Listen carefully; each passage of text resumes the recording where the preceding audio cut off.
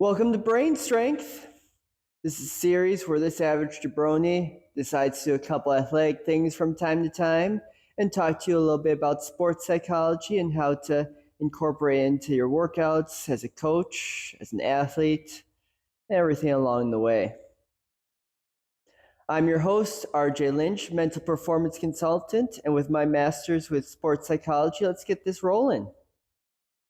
So in today's episode, we'll be talking about goal setting, how to use goals to be better, to stay motivated, and then how to incorporate that stuff into your workouts from a long term to daily, everywhere in between. With that said, I first want to quick talk about what it looks like to be the athlete that doesn't have goals. You're that lost athlete. Lost. You're just kind of doing a thing. Maybe you're a youth athlete somewhere in that 8 to 12 range where your parents are just putting you in things and you're not really chasing anything, you're just kind of doing it. Maybe you have the goal of having fun, but maybe you're really just there because my parents are making me be here. I'm going to do it. I'm going to get it over with, and I'm going to go play Xbox, PlayStation, computer, whatever it is when I'm home. And though that happens a lot of times when we're younger, it can go even further. If you ask enough college coaches, high school coaches, they've ran into athletes that really don't have any motivation, don't have any goals to do their thing. They're just very talented at it. So they keep being pushed towards this idea of like, oh, you're going to be great and that. And the athlete's like, this ain't me, coach. This ain't me. They're Troy Bolton. They just want to sing and do musicals. They don't want to be playing basketball all the time. And then when you're a lost athlete, what happens is you also lack motivation. Depending on where you are at your career, maybe you've done certain things. Maybe you've won the championship, gotten the scholarship, and now you're kind of just not sure what's next. You don't have any more goals. You're just kind of playing along, and it's harder to get up at for those 5 a.m. practices. It's harder to put your body through things. Does it make sense to risk your body when it's raining outside or you're feeling a little under the weather, whereas the person who's chasing a goal, chasing something, searching for a little bit of happiness or enjoyment out of the activity they do, maybe it's easier for them. And then finally, the athlete who's lost, who doesn't have goals, is more likely to burn out.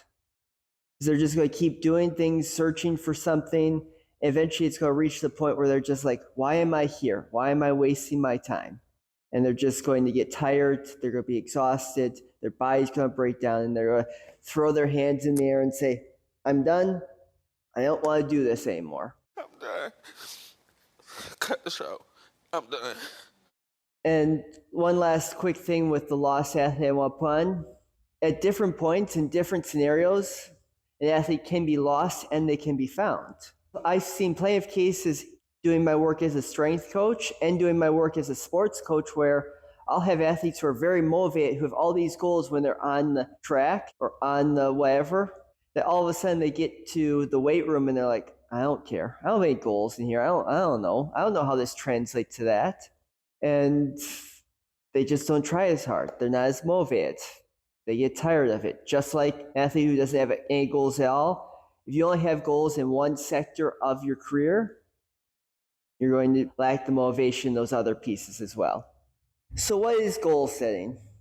At its baseline layer, goal setting is planning for the future, having some idea in your head of what you want to achieve, and then saying what it is. I want to be president. I want to be a coach. I want to be a star athlete. I want to win a Super Bowl. I want to win a championship, get a scholarship. Whatever it is, those are goals. I want to do this or that. Now, a lot of the research that came to sport was originally from business. And a lot of the stuff now done with sport gets translated over to business. They have this very cyclical relationship where they work with one another, where you have the business professionals who talk about smart, this, that. And you have the athletes, the coaches that talk about it, and they kind of work together to figure out how do we become a high performer regardless of where we are. And in summary, it's just what are we trying to accomplish? So what are the benefits of goal setting? Like, why should you set this? Well, as I kind of talked about when you were discussing the lost athlete, you can become more motivated. If you have something that you're chasing, something that's burning a deep passion in your heart, it's going to be a lot easier to get out of bed when it's Madison, Wisconsin, 0 degrees outside and snow falling and you're comfy in your bed, the heat's on, like, I don't want to walk to practice, no biking. I'm just gonna sit here. If you have that deep burning passion, you get there like, nope, I want to do this. I don't care. My bed's comfortable, but I'll be there when I get back. I only get 1 day to train. I only get this day as promised, so I'm going to go do it. So that's one thing. Second, improve performance. When we have goals that we're chasing, one of the big things that we usually do is break them down into smaller pieces. So you want to be a scholarship athlete. Well, to get there, you have to do X, Y, Z before you can be even looked at for a scholarship. So then you set your goal for X, Y, Z. You accomplish X, which makes you better. Maybe be so fast, catch so many balls, whatever it is to be there. And then you go to Y, you do that, and then Z. So you just know what it takes. It gives you this kind of map or this outline of point A is where I'm at now and I suck. I'm a complete naff. It's not a scholar athlete whatsoever. And here's my goal. And here's now are the points to get there. Next up is accountability and focus.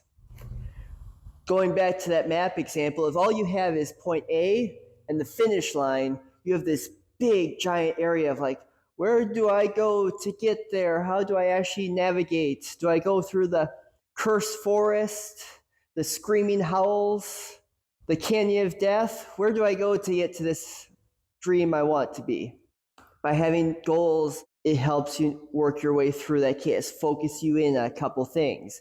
And if you don't have a finish line whatsoever, you just kind of look at this map and like, I'm just going to go back to bed. I don't know what the heck I'm doing. So it focuses you.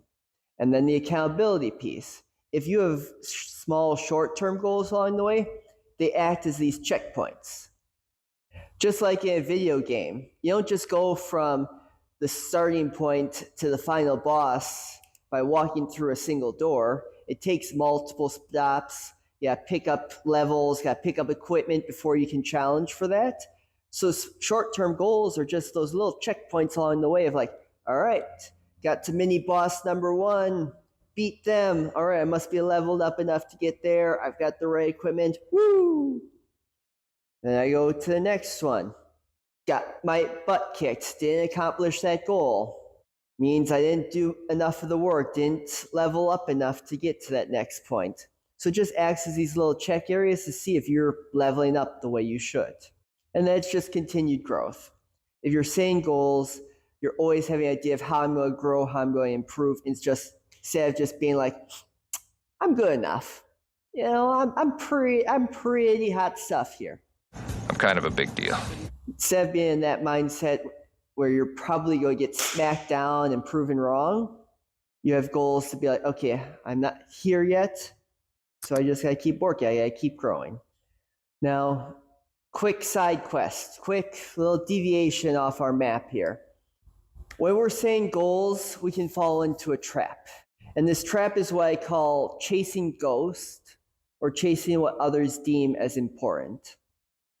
We see this idea like, oh, to be happy, to be satisfied with where I'm at, I have to be this because that's what I'm told. That's what they're telling me on Instagram. I gotta have 500,000 followers. I've got to have my 100,000 subscribers on YouTube, whatever it is. These are the things that show that I'm important. What I am doing is correct.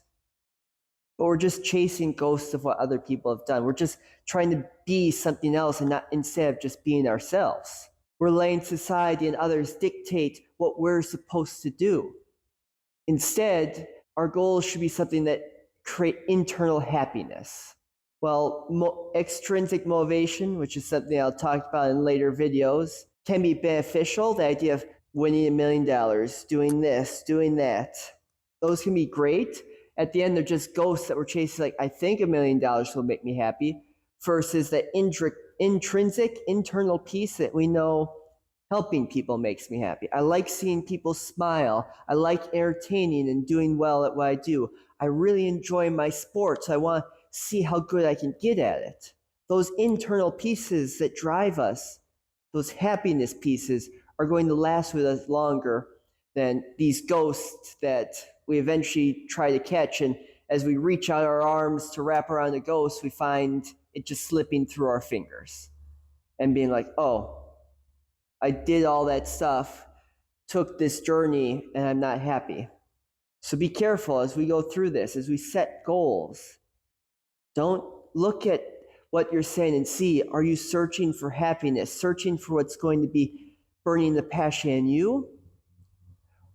Or are you just chasing this ghost, this idea of what others tell you is important? So how do we actually use goal setting? How do we equip it to our workouts? How do we equip it to our long-term planning? What does this all mean? If I'm a coach, how do I actually do better goals with my athletes? The first, kind of I was touching on that cautionary tale, is find a long-term goal that will make you happy. Ask yourself, what is your why? Why are you training your sport? Why are you doing this? Maybe you're someone who your why is you want to get your family out of this gutter, out of this hole that they've been in for generations. And you know, if I become this professional, I'll be able to afford all this stuff. I'll be able to buy mama a home. And you know, your love for your mother is so strong that by doing that, there is going to be a satisfaction, happiness there. Then yeah, do it. Do it. Set that as your goal. But if you're just like, I want to win $1 million, I want to make $1 million. I want to have a $20 million contract, be the highest paid whatever player in my league. Why? Because I want to. But why? Does that make you happy? Well, I think so. And then you look back at why you got into your game, why you got into playing your sports, like, because I enjoyed it, because I was doing this and that. And then you start realizing that you're getting to the point where it's no fun anymore. You're not enjoying your sport. And if you're not enjoying the sport you do, you're just going to retire. You're just going to fall out a lot sooner. The next step, you've got to test where you're at sometimes. You have to set the spots to test yourself. Now, for coaches, this is one that we do a lot. Strength coaches, very familiar with Vertex, speed gates, things like that. Whether it's the beginning or the middle of the quest, you got to sit there and go get it. For this example, I'm actually just going to walk through this idea of something for me. So right now I'm designing a training program, and I really want to know if it works, because for me, it gives me a little bit of knowledge, like, okay, the stuff I've been doing is taking me on the right path. I can keep going. That's my why. I want to make sure I'm on the right path to help people. So one of my goals is I want to increase some strength measures, some jump measures, some speed measures. So I would test myself. So know, like, okay, what's my test? What's my measures? I want to jump higher. Eventually, I want to dunk in basketball because it's sweet. And at 5, 10, 9, whatever we want to say, it'd be a lot more impressive, especially the older I get without doing it. So one of my goals is to jump higher. Test where I'm at. Don't be a complete naff and knock your testing equipment as I did. But whatever it is, find your way, test it. And then continue to test it. As I mentioned early on, imagine your goals as like a quest in a video game or a map to some treasure. Along the way, you're going to have certain challenges, certain bosses, things that are going to face that you're going to have to overcome to prove that you've leveled up enough. And you gotta keep testing along the way. Rank, record is the big one. We've seen that a lot in the Tony Holler's speed stuff, this idea of rank, record, publish the speed data so my people are competing so they can see how they're improving. That's one way you can use it. Once you have your goal, once you've tested yourself, start to figure out what's the goal-setting style you like. The most popular one right now is SMART. Specific, measurable, action-oriented, realistic, time-based. So specific, I want to jump X inches. Measurable, I said how many inches I want to jump. That's something I can measure. I know now where I'm at. Action-oriented. This one's a little bit harder, not always right in the goal, but have some kind of action plan. I want to jump X inches by completing my program that I've written. Realistic, well, if I were to look at my testing data, see where I'm at right now, I know, okay, can I go get those last 2 ones I didn't really get? Yeah, it's a lot more feasible. Now, if I had been only in the black and I want to get the top reds on my vertex here. If I'm only at halfway up the machine, I say, I want to get all the way to the top in 2 months. As an athlete, you might be ambitious, you might think you can, but big thing on the realistic thing is talk to your coaches, talk to your strength coaches, talk to your others and know, like, is that realistic? No, that would not be realistic if I was all the way down in the lower half of it. And then T, time oriented. I already mentioned a couple times in 2 months. So I'm going to set a deadline. That's my point in the quest where I'm now going to face my boss, know like, oh, am I ready? And if I get the holy bejeebers smacked out of me, well, I failed. I've got to go back to the start and I've got to redo it. I got to readjust myself. I got to look at it and set a new goal for myself. How long I got, what else I need to change now. If I accomplish it, I set the next one. The next piece is create a little bit of layering to your goals, especially if there's a multiple facets to the goal. You can have 2 or 3 short-term things that you're chasing that will help you get there. So let's go back to early on. Let's say you want to get a scholarship to X school. I'm going to use track as an example because that's the sport I know. So you know to go to X school, you need to run, as a male, let's say a 10-300 time by your senior season, okay?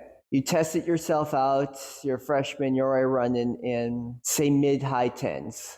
Pretty good, that's really, really solid. So how do I get to 10-3 there? So how do I layer my goals? I look at what goes into sprinting. Mechanics, top end speed, acceleration, strength, pretty much the sum of it. So I start looking at these different layer goals. All right, technique.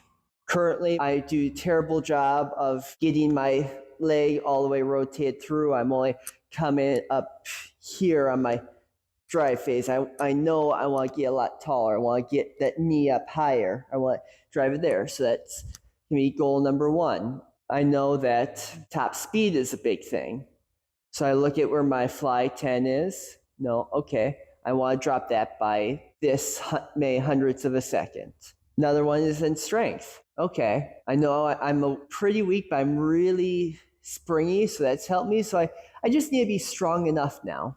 So talking with my strength coaches, talking with my other coaches, how can I incorporate a little bit more single leg squat work, a little bit more front squat work in? What's the number that they think might be a good place to start? Well, if I'm only squatting, let's just throw out a random number here, 200 pounds on a front squat.